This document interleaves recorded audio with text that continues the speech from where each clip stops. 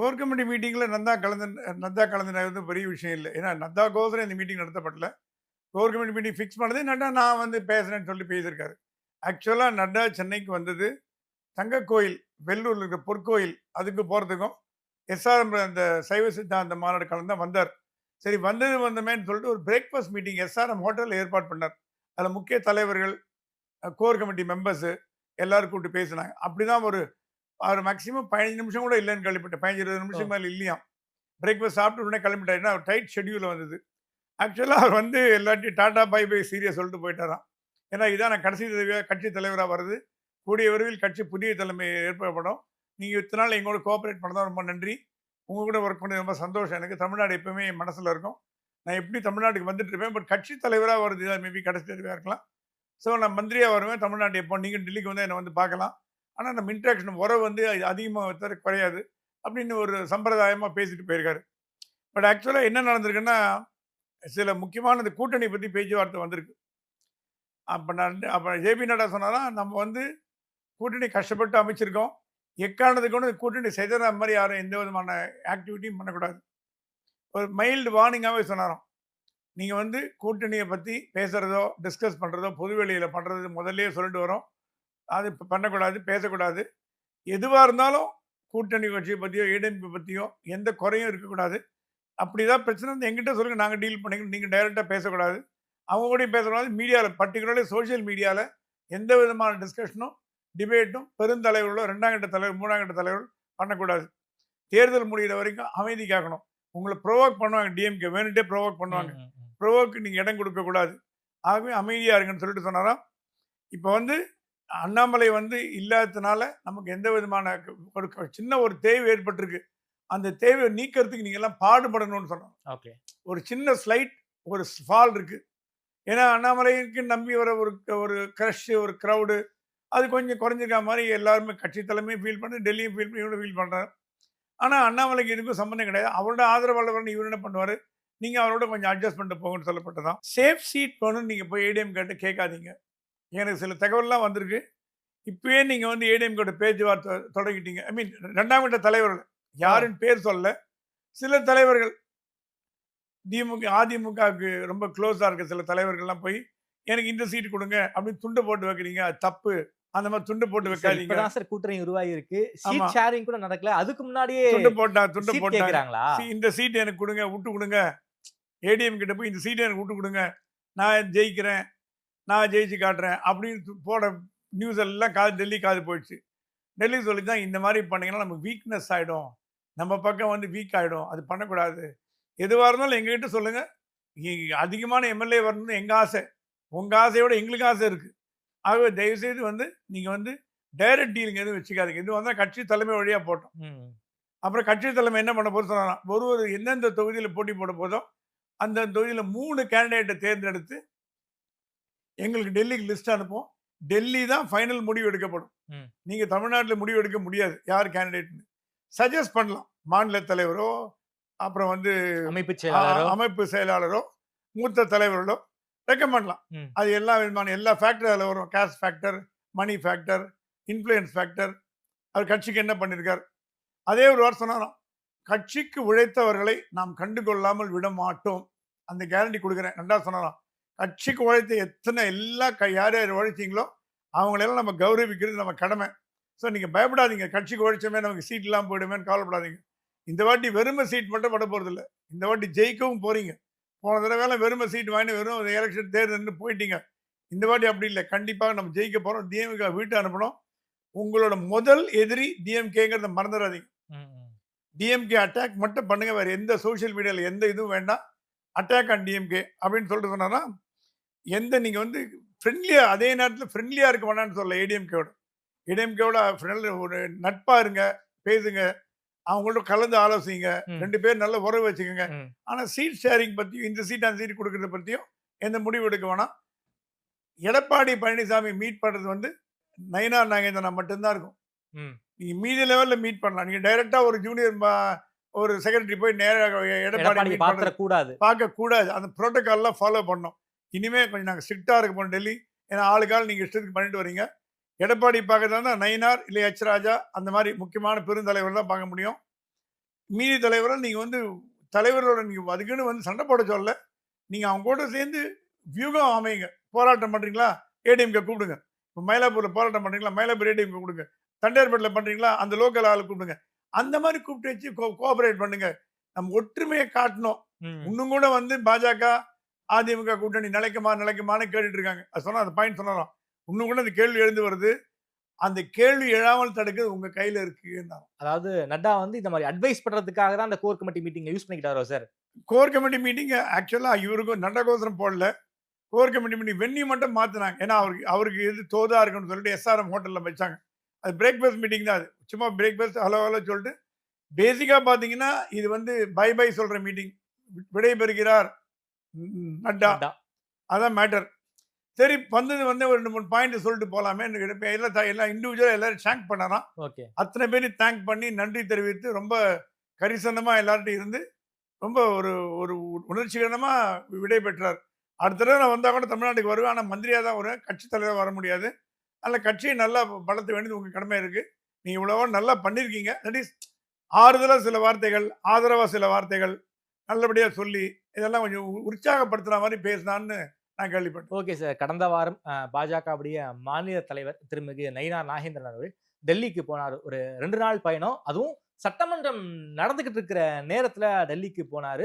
முதல்ல உள்துறை அமைச்சர பார்த்தாரு. அதுக்கப்புறம் வந்து பிரதமர பார்த்தாரு. அத பத்தியெல்லாம் திடீர் பயணமாக தான் அந்த டெல்லி பயணம் இருந்துச்சுன்னு சொல்றாங்க.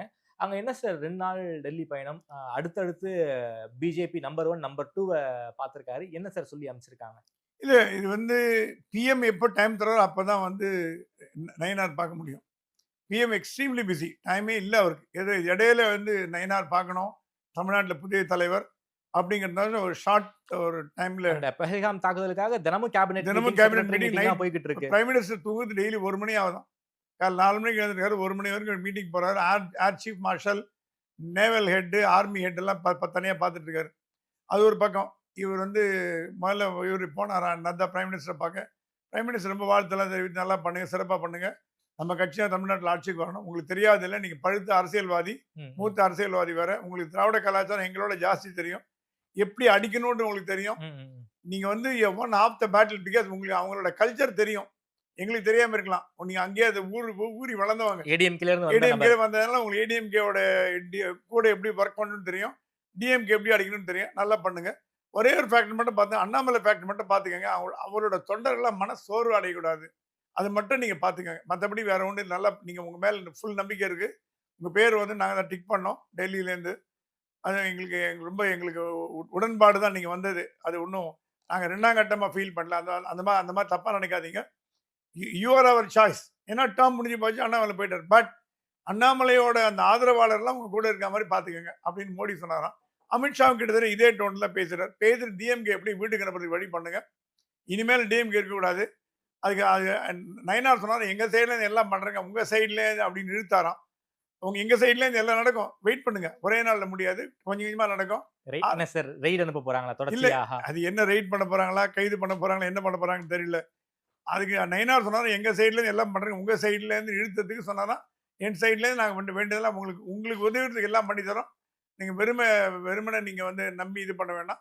டெஃபினட்டா நடக்கும். பட் நீங்க கட்சியை நல்ல பலப்படுத்துங்க. ஸ்ட்ரெங்தன் பண்ணுங்க. மூல முடுக்கெல்லாம் கொண்டு போய் சேருங்க. அண்ணாமலை 3 வருஷத்துல பண்ணத நீங்க வந்து நீங்க ஆரம்பிச்சு அதை கன்டினியூ பண்ணுங்க. அந்த குட் ஒர்க் கன்டினியூ பண்ணுங்க. அப்படின்ற மாரி ஒரு பொதுவான சம்பிரதாயமான மீட்டிங் பெருசா ஒண்ணும் பேசுன்னு கேள்விப்பட்டோம். Okay sir. அதே போல ஷீட் ஷேரிங் பத்தி நிச்சயம் ஆரம்பத்துல குறிப்பிட்டீங்க. அதிமுக கிட்ட பாஜகவுல செல்வாக்காக இருக்கக்கூடிய நபர்கள் வந்து எனக்கு இந்த சீட்ட குடுங்க, அந்த சீட்ட குடுங்கங்கிறதுக்கான நெகோசியேஷன்ஸ இப்பவே ஆரம்பிச்சுட்டாங்கன்னு சொல்றீங்க. என்ன சார் இப்பவே ஷீட் ஷேரிங் எல்லாம் ரொம்ப தீவிரமா பேச ஆரம்பிச்சுட்டாங்களா என்ன? சீட் ஷேரிங் ஆரம்பிக்கல. கூட்டணின்னு வந்தா அடுத்தது சீட் ஷேரிங் தானே. ஆமா. அதாவது வந்து கூட்டணி உருவாயிடுச்சு. கூட்டணி உருவாச்சு. இப்ப கூட்டணியே இப்ப வந்து நிச்சயதார்த்தத்துக்கு அப்புறம் கல்யாணங்கிற மாரி ஆட்டோமேட்டிக்கா கூட்டணி இப்ப பேசியாச்சு. அடுத்து சீட் ஷேரிங் தான். ஆனா சீட் ஷேரிங் அபிஷியலா ஒண்ணும் ஆரம்பிக்கல. ம். அன்அபிஷியலா பேசும்போது கேட்டாங்களாம் எவ்வளவு வேணும்னு கேட்டது பாதிக்கு பாதினாராம் அமித்ஷா. எடப்பாடி அதெல்லாம் முடியாது, பாதிக்கு பாதியெல்லாம் முடியாதுங்கன்னாங்களாம். ம். எனக்கு கிடைத்த தகவலின்படி பாஜக கூட்டணி என்டிஏ ம். அதிமுக இல்லாம 100 வரைக்கும் கேட்கறதுக்கு வாய்ப்பு உண்டு. பாதி இருந்தா கூட 234ல 100 வரைக்கும் கேட்க வாய்ப்பு உண்டு. ஓகே. 134 அவங்களுக்கு கொடுத்துட்டு, இன்க்ளூடிங் எல்லாம் உதிரி கட்சிங்க, அந்த அவங்களோட என்டிஏ பார்ட்னர்ஸ் எல்லாம் சேர்ந்து, இன்க்ளூடிங் பிஎம்கே. ம். ஆனா பிஎம்கே இருக்குமா இருக்காதான்னு ஒரு டவுட்லயே இருக்கிறதுனால, பிஎம்கேக்கு பதிலா வேற யாரை உள்ள கொண்டு வரலாம்னு ஐடியால இருக்கு. இந்த 134 எதுக்கு ஐடியா வச்சிருக்காங்கன்னா, பஃபர்ன்னு ஒண்ணு உண்டு. ம். சீமானும் விஜயும் வந்துட்டாங்கன்னா, அப்போ சீட் அதிகமாயிடும். ம். ம். ம்.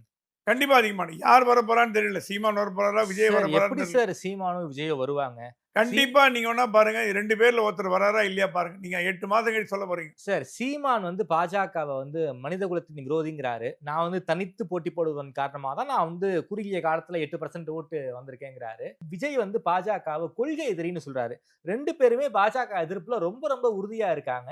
2 பேரும் எப்படி வந்து பாஜகவோட கூட்டணிக்கு வருவாங்கங்கிறது ஒரு $1 மில்லியன் கொஸ்டின் சார்.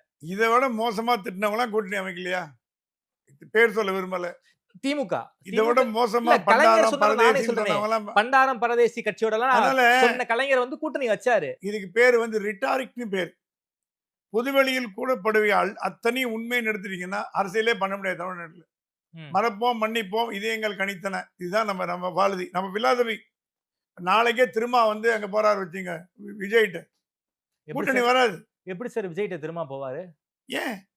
விஜய்ட்ட எப்படி திரும்ப போவாரு? விஜய் விஜய் விஜய் அதிகமா வந்து அன்டெஸ்டட் சார். நேத்து தான் சார் கட்சி அன்டெஸ்டட் விடுங்க. ஆரம்பிச்சிருக்காரு. அவருக்கு வர கிரவுட பாத்தீங்கன்னா, போலீஸ் ரிப்போர்ட்டே சொல்லுதான்.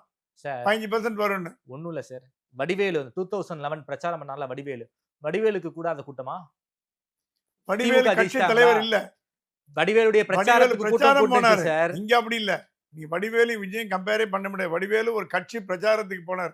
இது விஜய் கட்சி தலைவரா போறார். அங்கதான் டிஃபரண்ட். 2க்கும் டிஃபரன்ஸ் இருக்கு. சார் கட்சி தலைவரா நடிகர் சார். கட்சி தலைவரா இருக்காரு. போவாங்க. ஓட்டா மாறுவாங்கறது ஒரு கேள்வி விஜயோட இருக்குல்ல. ஃபேன் வந்து பாத்தீங்கன்னா, விஜய் அரசியலுக்கு வரதுக்கு முன்னாடியே ஊராட்சி தேர்தல்ல தேர்ந்தெடுக்கப்பட்டவங்க. உங்களுக்கு தெரியாது. சார் லோக்கல் அதே பாடி நேரத்துல சார். விஜய் நான் ஒண்ணும் இல்ல. நீங்க இருக்கக்கூடிய வந்து கற்பகம் அவென்யூல தானே சார் நீங்க இருக்கீங்க. உங்க வந்து பல பேர தெரியும். நீங்களே வந்து வார்டு கவுன்சிலருக்கு நின்னா கூட உங்களுக்கு ஓட்டு போடுவாங்க சார். அது மாரியான லோக்கல் செல்வாக்கு சார். அத வச்சுக்கிட்டு நாம வந்து என்ன சார் எம்எல்ஏவா சார் ஆக இல்ல, முடியும்? இல்ல. அந்த லோக்கல் செல்வாக்குங்கிறது it can extend up to MLA seat வரைக்கும் போலாம். நான் என்ன சொல்ல வரேன், விஜய் வந்து அன்டெஸ்டட் ஒத்துக்கிறேன். அவரால ஆட்சிய பிடிக்க முடியாது ஒத்துக்கிறேன். ம். அவரால கண்டிப்பா முதலமைச்சர் ஆக முடியாது. துணை முதலமைச்சராகவும் முடியாது. ம். இந்த தேர்தல் 26 தேர்தல் பின்னாடி பத்தி நான் பேசல. சரி. அப்புறம் களங்கள் மாறலாம். இப்ப இருக்கிற இதுல அவர் ஏதாவது ஒரு கூட்டணியோட போனாதான் அவரால கணிசமா ஒரு 20, 30 சீட் பிடிக்க முடியும்னா, அதுக்கு என்டிஏ தான் முடியும். டிஎம்கே முடியாது. டிஎம்கேக்குள்ள போ முடியாது. டிஎம்கேக்குள்ள போக முடியாத காரியம். அவரே அவருக்கு அவருக்கு அட்வைஸ் பண்ற பிரசாந்த் கிஷோர் மோடிக்கு க்ளோஸ்ன்னு உங்களுக்கு தெரியும். 2 பேருக்கு லிங்க் அவர்தான் தெரியும். பிரசாந்த் கிஷோர் வழியா இப்போ ட்ரை பண்ணிட்டு இருக்காங்க விஜய்கிட்ட பேசுறதுக்கு. ம். ஏன்னா விஜய் மதிக்கக்கூடிய ஒரு சில ஆட்கள்ல வந்து பிரசாந்த் கிஷோர் ஒருத்தர். ம். மதிக்கக்கூடிய ஆட்கள். பிரசாந்த் கிஷோர் மோடியோட நண்பர், மோடியோட ஃப்ரெண்டு. இப்போ அவர் தனி கட்சி ஆரம்பிச்சா கூட பெருசா அளவுக்கு மோடி ஒன்றும் எதிர்க்கிற மாதிரி எனக்கு தெரியல. மோடி எதிர்ப்பாளர் இல்ல. லோக்கல் பாலிடிக்ஸ் பண்ணுவார். அவங்க ஊர்ல, பீகார்ல. ஆகவே பிரசாந்த் கிஷோர் வழியா விஜயை மடக்கி போட்டு உள்ள கொண்டு வந்துட்டாங்கன்னா நடக்கலாம். அது நடக்குமா நடக்காதுன்னு அது உறுதியிட்டு சொல்ல முடியாது. இஃப் அண்ட் பட்ஸ் தான். இஃப் அண்ட் பட் கொண்டு வந்துட்டாங்கன்னா சீட் அதிகமா தேவைப்படும். அதனால தான் 100ல நிக்கிறாங்க அவங்க. ம். 100ல வந்து விஜய் வந்தாலும் 30 தான் கொடுக்கணும் இல்லையா? இவங்க ஒரு 40 போட்டி போட்டு மீதி 30 மத்தவங்களுக்கு கொடுக்கணும் இல்லையா? அந்த கால்குலேட்ல கணக்கு பண்றாங்க. பாமக வருவாங்களே. பாமகக்கு 10 சீட்டு பாமக வந்தாங்கன்னா விஜயை விட அதிகமால ஐயா கேட்பாரு. டாக்டர் ஐயா கேட்பாரு. கேட்பாரு. பட் ரியாலிட்டின்னு ஒண்ணு இருக்கு. பாமக வந்து இல்ல முடியாதுன்னு சொன்னா டிஎம்கே பக்கம் போக முடியும். தனித்தனியா போட்டி போடணும். பாமக வந்து ஒரு கார்னர்ல மாட்டிக்கும். என்ன காரணம்? இவ்வளவுதான் 10 தான் கொடுப்பேன்னு சொல்ற ஒரு பேச்சு கொடுப்ப சொல்ல வச்சுங்க. என்ன அடுத்த சாய்ஸ் என்ன இருக்கு டாக்டர் ஐயாக்கு? டிஎம்கே பக்கம் போவாரா? அதுவும் க்ளோஸ்டு. தனியா போட்டி போடுறாரு. அதுவும் க்ளோஸ்டு. சீமானோட போவாரா? அதுவும் க்ளோஸ்டு. வேற என்ன அணி இருக்கு அவர்கிட்ட? திமுக சொல்லிட்டாங்க. பாமகக்கு எங்க கூட்டணி இடம் இல்லன்னு போன வாரம் சிஎம் சொல்லிட்டாங்க. சொல்லிட்டாரு. சொல்லியாச்சு. அப்ப டிஎம்கேங்க அவுட். சோ என்ன கொடுக்கணும் அதை வாங்கிட்டு போக வேண்டியதான். அது ஒரே ஒரு கண்டிஷன் கேட்பாரு. என் சார், பையனுக்கு ராஜ்யசபா கேட்பாரு. டாக்டர் ஐயா அரசியல்ல சீனியர் சார். விஜய் கட்சியை விட கம்மியான சீட்டுக்கு எப்படி டாக்டர் ஐயா போவாருன்னு நான் கேக்குறேன். பாமக என்பது ஒரு குறிப்பிட்ட ஒரு ஒரு ஒரு எல்லைக்குள்ள இருக்கிற சுருங்கிய ஒரு கட்சி. சார் ஆனாலும் அவங்க வந்து அவங்களுடைய ஓட் பேங்க்ங்கிறது ஒரு பெரிய ஓட் பேங்க் சார். Vote bank, 1 year vote bank. PMK இல்லாம வட தமிழ்நாட்டுல ஜெயிக்க முடியாது சார். 1 இயர் ஓட் பேங்க் இருக்கு இல்லன்னு சொல்ல. ஆமா. அப்படின்னா போன தடவை ஏன் ஒரு பிஜேபி ஒரு சீட்ல கூட ஜெயிக்க முடியல? நீங்க சொல்றது கரெக்டா இருந்ததுன்னா ஓட் டிரான்ஸ்ஃபர் ஆச்சுன்னா பிஜேபி ஏன் ஜெயிக்க முடியல? ஜெயிச்சிருக்கலாமே. நீங்க சொல்ற சேஃப் சீட் ஆஃப் பிஎம்கேலயே பிஜேபியால ஏன் ஜெயிக்க முடியாம போச்சு? ஓட் டிரான்ஸ்ஃபர் ஆலையா இல்ல அவங்களுக்கு வந்து பிடிக்கலையா பிஜேபி அலையன்ஸ் தெரியாது. எவ்வளவு ஃபேக்டர் இருக்கலாம். ஆகவே இப்ப அது அது அப்புறம் முட்டிப்பாங்க. இப்ப விஜய் உள்ள வந்துட்டாருன்னா, ராமதாஸுக்கும் பிஜேபிக்கும் ஒரு முட்டல் மோதல் இருக்கும். எல்லாம் கடந்து தான் போணும். என்னோட கருத்து என்னன்னா, விஜயோ, சீமானோ யாருன்னு தெரியாது. ஒருத்தர் என்டிஏக்குள்ள வரதுக்கு சான்ஸ் உண்டு. அந்த கணக்க மைண்ட்ல வச்சிருந்தா, பாஜக சொல்லித்தான் 100 குறையாம எங்களுக்கு குடுங்க. 100 அப்படின்ற பாயிண்ட்ட போட்டு ரவுண்ட் பண்ணி குடுத்துருக்காங்க. இப்போது பொறுத்தவரைக்கும் தமிழ்நாடு அரசியல் களம் என்பது ஒரு 4 கார்னர் கான்டெஸ்ட்டா இருக்கு. அதாவது ஏடிஎம்கே, பிஜேபி கூட்டணி, சீமான், விஜய் இந்த 4 கார்னர் கான்டெஸ்ட்ட 3 கார்னர் கான்டெஸ்ட்டா மாத்துவதற்கு பாஜக வந்து முயற்சி பண்றாங்களா? ஆமா. அவங்களுக்கு என்னன்னா, ஆன்டி டிஎம்கே ஓட்டு ஸ்ப்ளிட் ஆகக்கூடாதுன்னு ஃபீல் பண்றாங்க. ஓகே. ஆன்டி டிஎம்கே ஓட்டு ஸ்ப்ளிட் ஆகக்கூடாது. இப்ப மக்கள் நல கூட்டணி மாரி வந்திருந்தா என்ன பண்றது? திருப்பி டிஎம்கே வந்துருமே ம், ம். அப்படின்னு அவங்க கவலை.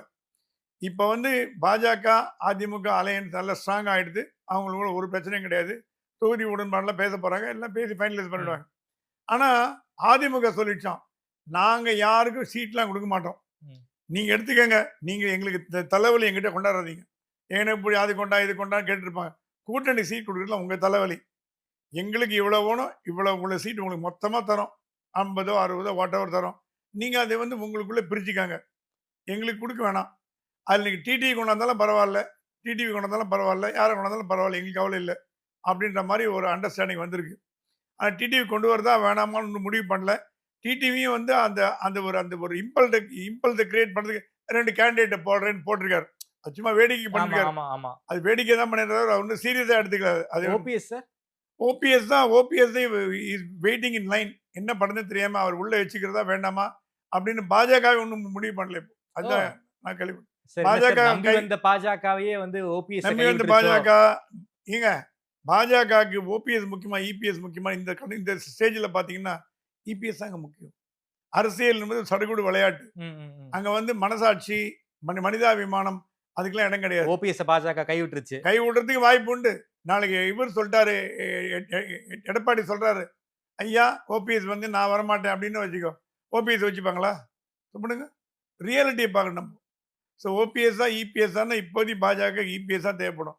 டிடிவி வேணா ஒரு ஒரு ஃபேக்டர்ல வச்சு உள்ள ஒரு 4 சீட், 10 சீட் குடுத்து, உள்ள கொண்டு நீங்க பார்த்து நாங்க பார்த்துக்கிறோம். நீங்க நீங்க டோன்ட் இன்டர்ஃபியர்ன்னு சொல்றதுக்கு வாய்ப்பு உண்டு. ஓகே. இபிஎஸ் வந்து டிடிவிய மன்னிச்சாலும் மன்னிப்பார். ஓபிஎஸ்ஸ மன்னிக்க மாட்டாருங்கிறது என் கருத்து. ம். என் கருத்து அதான். அதனால தான் வந்து ஓபிஎஸ் வந்து தொங்கல்ல இருக்கான்னு நம்ம சொல்லுவோம். இந்த பக்கம் இல்ல, அந்த பக்கம் இல்ல. அந்த மாரி தொங்கல்ல திரிசங்க இருக்காரு. நிலையில இருக்காரு ஓபிஎஸ். திரிசங்க நிலையில இருக்காரு. அது போக போக தான் தெரியும். அது என்ன எப்படி ஸ்டெப் எடுக்கும்னு தெரியும். Okay sir. என்ன பொறுத்தவரைக்கும் ஏடிஎம்கே ஒரு 150 சீட் வச்சுப்பாங்கன்னு நான் ஃபீல் பண்றேன் சார். ஏன்னா அவங்களுக்கு மெஜாரிட்டி வேணும். மெஜாரிட்டி விட்டு குடுத்துட்டு அவங்க வந்து 100 சீட்லாம் வந்து எப்படி சார் பாஜக குடுப்பாங்க? ஒரு 150 சீட்ட வச்சுக்கிட்டு பாக்கி இருக்கக்கூடிய ரிமைனிங்க வந்து கூட என்டிஏக்கு குடுக்கலாம். உங்களுடைய பார்வை என்னவா சார் இருக்கு? மெஜாரிட்டி நமக்கு வேணும்ல. நாம வந்து ஒரு பிஜேபி 150 சீட்ல போட்டி போட்டா ஆமா. தான் அட்லீஸ்ட் 120வது ஜெயிக்க முடியும். 100வது ஜெயிக்க முடியும்ல. இந்த பிஜேபி என்ன கணக்கு பண்ணுது, ஒரு கூட்டணி அமைச்சரவைக்கு இதெல்லாம் ஒரு ஒரு ஒரு வழியா இருக்கும்னு பிளான் பண்ணுது. ஆனா எடப்பாடி அதெல்லாம் கில்லாடி. நீங்க சொன்ன மாரி 150 குறைஞ்சு ஒத்துக்க மாட்டார். பட் 150க்கும் 100க்கும் நடுவுல வித்தியாசம் எவ்வளோங்கிறது உட்கார்ந்து 235 பண்ண முடியாது. 234 இருக்கிறது மேக்ஸிமம். 234 தொகுதி தான். 234 தொகுதி 235 பண்ண முடியாது. ஆமா. அந்த 234ல என்னென்னன்னு கணக்கு பண்ணி பண்றதுக்கு ஐ திங்க் ஒரு கோஆர்டினேட் கமிட்டி இப்ப பிஜேபி சார்பில் ஒரு கோஆர்டினேட் கமிட்டி போடுவாங்க. சார் இந்த கூட்டணி ஏடிஎம்கே சார்பில் ஒரு கோஆர்டினேட் கமிட்டி போடுவாங்க. ஓகே. 2 கமிட்டி உட்கார்ந்து முதல் ரவுண்ட் பேசும். அது வந்து ஜூன் மாசம் இருக்கும் நான் கேள்விப்பட்டேன். இந்த கூட்டணி ஆட்சிக்காக தான் 100 சீட் கேக்குறாங்களோ ஏடிஎம்கே கிட்ட பிஜேபி? இருக்கலாம். பிஜேபி மைண்ட்ல என்ன இருக்குன்னு நம்மளால கண்டுபிடிக்க முடியல. ம். அவங்க வந்து சப்டலா சில கேம் ஆடுவாங்க அவங்க. ம். அந்த ஒன் ஆஃப் தி கேம் வந்து கூட்டணி ஆட்சி. அது சொல்லாம டைரக்ட்டா சொல்லாம இன்டைரக்ட்டா இந்த மாதிரி பண்ணாதான் இவங்க நம்பி நாளை ஆட்சி நடத்த முடியும். பாஜக இன்னொரு கேமும் எனக்கு விளையாடுறாங்கன்னு தோணுது சார். அது வந்து இரட்டை இலை வழக்கு. இந்த இரட்டை இலை வழக்கும் வந்து எலெக்ஷன் கமிஷன்ல இருக்கு. ஒருவேளை எடப்பாடிய பணிய வைக்கிறதுக்காக இரட்டை இலையும் பாஜக விளையாட வாய்ப்பு இருக்கா சார்? அந்த எக்ஸ்ட்ரீம்க்கு போவாங்களா? அவங்கள பொறுத்தவரைக்கும் பிஜேபி பொறுத்தவரைக்கும் இபிஎஸ் மிரட்டணும்னா இன்கம் டாக்ஸ், இடி ரெய்ட் மட்டும் வேண்டாம். ரெட்டையில வச்சு மிரட்ட முடியும். அவருக்கு தெரியாது. எடப்பாடிக்கு தெரியும். அது ஏதோ ஒரு காரணத்தினால் ஏதோ ஒரு அவங்க கொடுத்த ஒரு பிரஷர்ல தான் எடப்பாடி வந்திருக்காரு கூட்டணிக்கு. இது எல்லாருக்கும் சின்ன குழந்தைக்கு கூட தெரியும். ஆமா. இது வந்து மனம் வந்து வந்த கூட்டணி இல்ல. ம், ம், ம், ம். கொஞ்சம் மனசு வருத்தப்பட்டு வந்த கூட்டணி தான். அதுக்கப்புறம் ஏதோ இப்ப ரெக்டிஃபை பண்ணி இப்ப எல்லாம் ராட்டிஃபை பண்ணிட்டாங்க. இப்போ கூட்டணிய வந்து ஒத்துக்க வச்சுட்டாங்க. கட்சியும் ஒத்துக்கிச்சு, தலைவர்களும் ஒத்துட்டாங்க, ஒத்துக்கிட்டாங்க. மக்களும் ஒத்துட்டாங்க, எல்லாம் ஒத்துட்டாங்க. ஆனாலும் நீங்க ரொம்ப நாளைக்கு அவரை மிரட்டிட்டு இருக்க முடியாது. ஒரு ஸ்டேஜில் என்ன பண்ணுவாங்க, ரொம்ப மிரட்டிங்கன்னா, உங்கள் ஆளுங்களை தோக்கடிச்சாங்கன்னா என்ன பண்ணுவீங்க? உள்குத்து பண்ணாங்கன்னா, மனமுவந்து வேலை செய்யணும் இல்லையா? ஸோ அந்த விஷயம் பாஜகவுக்கு தெரியும். ரொம்ப அந்த ப்ரெஷர் போட்டா அந்த பிரஷர் பண்ண மாட்டாங்க பிரஷர் எடப்பாடி. அந்த ப்ரெஷர் பண்ண மாட்டாங்கன்னு எனக்கு தோணுது. ஓகே. கேட்டு பார்ப்பாங்க. குடுக்கலைன்னா வந்து விட்டுருவாங்களே தவிர, ரொம்ப நீங்க இந்த நேரத்துல போய் ரெட்டை இலைலாம் கையில எடுத்தீங்க வச்சுங்க, ஆர்ம் ட்விஸ்ட் பண்ண மாட்டாங்கன்னு சொல்ல வரீங்க. ஆம்டிஸ் பண்ண மாட்டாங்க. பண்ண ஆம்டிஸ் போதும்னு விட்டாங்க. திருப்பி ஆம்டிஸ் பண்ணா வச்சுக்கோ, அது ரிவர்ஸ் உல்டாவா அடிக்கும். ஓகே. திருப்பி திருப்பி அடிச்சு திருப்பி தாக்கிட்டு தான் வச்சுங்க. பாஜகவால தாங்க முடியாது. ஓகே. அதனால என்ன பண்ணுவாங்க, அப்படி கேட்டு பார்ப்பாங்க. சரி இல்லைன்னா கொஞ்சம் குறைச்சிக்கிறோம். 90க்கு வாங்க, 80க்கு வாங்கன்ற மாரி ஒரு அண்டர்ஸ்டாண்டிங் பண்ணி சோ எடப்பாடி கிட்ட கொஞ்சம் பணிஞ்சு தான் போய் எடப்பாடிட்ட பணிஞ்சு போக வேண்டிய ஒரு நிர்பந்தத்திற்கு பாஜக ஆளாயிருக்கிறது இப்பொழுது. காரணம், முதல் காரணம் வந்து பாஜக பொறுத்த வரைக்கும் அதிமுக தமிழ்நாட்டில் ஸ்ட்ராங்கான கட்சி. அது எந்த மாத்து கருத்தும் கிடையாது. திமுகவுக்கு மாத்து அதிமுக தான். பாஜக கிடையாது. இப்போதைக்கு பாஜக இல்லை. இன்னும் 2 வருஷம் 5 வருஷம் கழிச்சு இருக்கலாம். இப்போதைக்கு பாஜக கிடையாது. ஸோ திமுக எதிர்க்கக்கூடிய சக்தியா அதிமுக இருக்கும்போது அதை லூஸ் பண்ண விடுவாங்களான்னா லூஸ் பண்ண பாஜக விடாதுன்னு என்னோட ஃபீலிங். அப்படியே திமுக அரசியலையும் பத்தி கொஞ்சம் பேசலாம். திமுகவுக்கு ஒரு பழமுனை தாக்குதல் ஒரு பக்கம், இடி ஐடி ரெய்ட்ஸ் ஒரு பக்கம், இன்னொரு பக்கம் நீதிமன்றத்துல ஒரு தாக்குதல். தமிழ்நாட்டில் இருக்கக்கூடிய மோஸ்ட்லி இருக்கக்கூடிய ஒரு சீனியர் மோஸ்ட் ஐஏஎஸ் ஆஃபீஸர்ஸ் எல்லாமே வந்து கவர்மெண்ட்டுக்கு ஏகப்பட்ட ப்ரெஷர் வருது, இதுல நாமளும் மாட்டிப்போம், அதன் காரணமா நாம வந்து டெப்டேஷன்ல சென்ட்ரல் கவர்மெண்ட்டுக்கு போஸ்ட்டுக்கு போயிடலாம், டெல்லிக்கு போயிடலாம் அப்படிங்கிற மைண்ட் செட்ல பியூரோக்ராட்ஸ் இருப்பதாக தகவல். என்ன சார் நடந்துகிட்டு இருக்கு கோட்டை வட்டாரங்கள்ல? கரெக்ட், நீங்க சொன்னது கரெக்ட். ஒரு 30 ஐஏஎஸ் ஐபிஎஸ் அதிகாரிகள் டெல்லிக்கு போறதுக்கு மனு கொடுத்துருக்காங்க. டாஸ்மாக் எம்டி நான் வேற பதவிக்கு போறேன்னு சொல்லி 3 மாசம் ஆச்சு. அந்த போஸ்ட் வரதுக்கு ஆள் இல்ல. விசாகன் சக்சஸர் இது வரைக்கும் வரமாட்டேன்றாங்க. யார் போஸ்ட் கொடுத்தா ஐயா அப்பா விட்டுருங்கன்றாங்க. சோ விசாகன் சார் இடத்துக்கு யாரும் வரதுக்கு பயப்படுறாங்க. விசாகன் சார் வரதுக்கு யாரும் வராதனால முக்கியமான போஸ்டிங் டிரான்ஸ்ஃபர் எல்லாம் பிளாக் ஆகி கிடக்குது இப்போ. ஏன்னா சென்சிட்டிவ் போஸ்ட் வரதுக்கு முன்னெல்லாம் துடிச்சுன்னு கிடப்பாங்க. சென்சிட்டிவ் போஸ்ட் எனக்கு வேணும், ஹோம் செக்ரட்டரி அந்த மாதிரி சென்சிட்டிவ் போஸ்ட், டாஸ்மாகோட எம்டி அந்த மாதிரி மினிஸ்ட்ரியே வந்து நான் எடுத்துக்க மாட்டேன், எல்லா மினிஸ்டர்ஸும் கையை விரிச்சிட்டாங்க போல இருக்கு. ஏற்கனவே முத்துசாமி ஏற்கனவே பாத்துக்கிட்டு இருந்தாரு, அதன் காரணமா தான் முத்துசாமி அவருக்கு கொடுத்துருக்காங்க போல இருக்கு. இவங்க கேட்டு வாங்கப்பட்ட போஸ்ட் எல்லாம் இப்ப கேட்டும் வேண்டாம்னு சொல்ற அளவுக்கு ஐஏஎஸ் ஐபிஎஸ் ஆபீசர் வந்துட்டாங்கன்னா அதுவே இண்டிகேஷன் அடுத்த தேர்தலில் திமுக ஜெயிக்காதுங்கிறது இண்டிகேஷன். ஏன்னா அவங்களுக்கு வரும், அவங்களுக்கு வந்து ஃபீல் பண்ண முடியும். எவ்வளோ தேர்தலை பார்த்துருப்பாங்க, ஒரு 2-3 தேர்தலா குறைஞ்சு அரசியல்வாதி தான் சார் மாறுவாங்க. பியூரோக்ராட்ஸ் அதே இடத்துல உட்கார்ந்தா அவனால கணிக்க முடியும். ஒரு ஐஏஎஸ் அதிகாரியால் ஐபிஎஸ் அதிகாரியால அடுத்த ஆட்சி யாரோடதுன்னு கணிக்க முடியும். ஃபார் எக்ஸாம்பிள் டெல்லிக்கு ஒரே நேடி 30 பேர் அப்ளை பண்ணிருக்காங்க. டெல்லி சொல்லுது அவ்வளோ பேர் நான் எங்க எடுத்துக்க முடியும், இது இல்லாமல் டெல்லிக்கு வேற ப்ரெஷர் வர போகுது, என்ன எடுத்துக்கங்க நான் உன எடுத்துக்கங்கன்னு. இது என்ன ஒரு வேடிக்கைன்னா, என்ன எப்படி சொல்லி தூது அனுப்புறாங்கன்னா, என்ன டெல்லி கொண்டு வாங்க, நான் உங்களுக்கு உதவிகரமா இருக்கேன். உதவிகரம்னா இங்க இருக்கிற நியூஸ் எல்லாம் சொல்றேன். அதான் உதவிகரம். வேற என்ன உதவி? பாஜக ஐஏஎஸ் ஆஃபீஸர் என்ன உதவி தேவைப்படுறது? நான் உங்களுக்கு ஹெல்ப்ஃபுல்லா இருக்கேன், அண்டர்ஸ்டாண்டிங்கா இருக்கேன், எனக்கு தெரிஞ்சதெல்லாம் சொல்றேன், என்ன டெல்லி கொண்டு போயிடுங்க, இது தமிழ்நாட்டில் வேண்டாம். திருப்பி அதிமுக அமைச்சரை வந்து எங்களை பழி வாங்கிடுவாங்கன்னு பயப்படுதுங்க. ஓகே. இது இன்க்ளூடிங் ஐஏஎஸ் ஐபிஎஸ் ரெண்டுமே. இது இல்லாம 2 லாபி வேற பவர்ஃபுல் ஆகுது. South Indian lobby, north Indian lobby. அது உள்ளுக்குள்ள குடும்ப இப்படி சண்டை நடக்குது. சவுத் இந்தியால தேர்ந்தெடுக்கப்பட்ட ஐஏஎஸ் ஐபிஎஸ் அதிகாரிகள் ஒரு பக்கமும், நார்த் இந்தியால இருந்து தமிழ்நாட்டுல வந்து வேலை செய்யும் ஐஏஎஸ் ஐபிஎஸ் அதிகாரிகள் ஒரு பக்கமும், 2 பக்கமும் ரெண்டு அணியை பிரிஞ்சிருக்காங்க. அது போலீஸ்ல தானே சார் அது ஐஏஎஸ்லயும் இருக்கு. ஐஏஎஸ்ல சொன்னாங்களா சீஃப் செக்ரட்டரி மாத்தவே மாட்டீங்களா, எப்ப பார்த்தா நார்த் இந்தியன், இப்பதான் முருகானந்தம் போட்டு அவங்க ஹாப்பியா இருக்காங்க. முருகானந்தத்துக்கு முன்னாடி இறையன்பு சார் இருந்தாரு. அதுக்கு முன்னாடி எல்லாம் நிறைய நார்த் இந்தியன் இருந்தாங்க. ஸோ நார்த் இந்தியன் நம்ம அந்த மாதிரி பேசுறது தப்பு. நார்த் இந்தியன் சவுத் இந்தியன் பேசுறோம், நம்ம எல்லாம் ஒரே இந்தியன் தான். ஆனாலும் இந்த ஐஏஎஸ் ஐபிஎஸ் நடுவே நார்த் இந்தியனுக்கு நல்ல போஸ்ட் வருது, நார்த் இந்தியன் நல்லா சம்பாதிக்கிறானே, நார்த் இந்தியன் வீடு கட்டுறானே, நார்த் இந்தியன் அவன் ஸ்டேட்ல கொண்டு போய் சொத்தெல்லாம் சேர்த்து வச்சு பணம் பண்றானே அப்படிங்கிற பேச்சு ஓடுது. ஓகே, இவங்க என்ன சொல்றாங்க, நீ மட்டும் தான் பண்ணமா, நாங்க பண்ணக்கூடாதா? நீ பண்றது எங்களுக்கு, நீ எங்க ஸ்டேட்ல வந்து வாங்குற, நான் உங்க ஸ்டேட்ல வாங்கக்கூடாதா அப்படின்னு கேட்கறேன். இது ரொம்ப நாள் அந்த பஞ்சாயத்து போயிட்டு வருது. ஆனா இந்த ஒரு தலைவலி, தட் இஸ் முக்கியமான சென்சிட்டிவ் பதவிகளுக்கு போடுவதற்கு ஐஏஎஸ் ஐபிஎஸ் அதிகாரிகள் கிடைக்காமல் போனது அரசுக்கு ஒரு பின்னடைவான கண்டிப்பா பின்னடைவு தான். சீஃப் செக்ரட்டரிக்கும் தெரியும், அது ஹோம் செக்ரட்டரிக்கு எல்லாருக்கும் தெரியும். சிஎம்ஏ தலையிட்டு பண்ண பாக்குறாரு. ஐஏஎஸ் அதிகாரி நழுவி ஓடுறாங்களாம். இந்த போஸ்டே வேணாம், எனக்கு போஸ்டிங் வேணாம், இங்கே இருக்கேன், இங்க ஆர்டினரி போஸ்ட் போதும் எனக்கு ஓகே அப்படின்னு போடுறாங்களாம். ஓகே இல்லைன்னா ஹோம் செக்ரட்டரி கொடுத்த போஸ்ட் வந்து கோப்டெக்ஸ் வந்தா போதும்னு சொல்றவங்க யாராவது இருப்பாங்களா பாருங்க. அந்த அந்த லெவல்ல ஆயிப்போச்சு இப்போ. ஓ இன்னும் 8 மாசத்துக்கு எந்த புது போஸ்டிங்கும் யாரும் எடுத்துக்க போறது இல்ல. என்ன நடக்க போறதுன்னு பார்க்கணும். Okay sir. ரொம்ப நன்றி சார். குறிப்பா இந்த பாஜக, அதிமுக கூட்டணி தொடர்பான பல இன்சைட் இன்ஃபர்மேஷன்ஸ் வந்து ரொம்ப வெளிப்படையா பேசியிருக்கீங்க. அதேபோல இந்த கோட்டை வட்டார தகவல்களையும் என்ன நடந்துகிட்டு இருக்குங்கிறத பத்தி ரொம்ப வெளிப்படையா பேசியிருக்கீங்க. நேரில் எனக்கு கொடுத்து பேசியமைக்கு நன்றி. நன்றி.